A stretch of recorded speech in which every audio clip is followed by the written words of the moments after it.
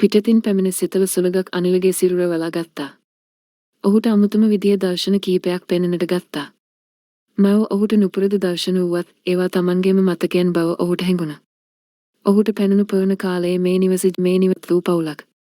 තාත්තා කෙනෙක්, අම්මා කෙනෙක් සහ පුතෙක්. මේ පවුලට කිසිම කතාවක් නැහැ. ඔවුන්ගේ මෙවැනි ශබ්දයක් පටවන්නේ නැහැ. ඔවුන් අතීංග වලින් සහ ඇස් වලින් කතා කරනවා. අනුවට සහ වුණ මේ පවුල නිශ්ශබ්දව ජීවත් වීමට වී සිටි බව. පුත සෙල්ලම් කරන විට ඔහු අත්පඩු ගස් විට එම ශබ්දයේම නිහඬත්වය තුල ගලා ගියා. එදින රතුරේ පවුලේ අය නදා ගැනීමට සූදානම් වන විට තාත්තා විසින් අඳුරට බය නොවන ලෙස තම පුතට ඉඟ කළා. නමුත් අනුවට ඇහුණු පුතාගේ සිරුරෙන් එන බය උපදවන කටහඬක්. අපි දැන් මෙතන ඉන්නවා. මෙම දර්ශන අවසන් වූ විට අනිල බීත්තිය වෙනස් වූ අකුර දුටුවා.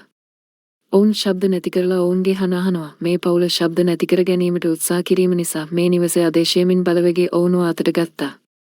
අනිලට තරුණ මෙම නිවස ශබ්දයේ ගල දමන යන්ත්‍රයක් බවත්, ඒ ශබ්දයක් ඇසුවත් එය විනාශ වී යන බවත්. ඔහුට මේ මහතා තේරුම් ගත යුතුව තිබුණ මේ නිහඬත්වයට අවසානයක් ඇති කරන්නේ කිසිදු යන්නයි.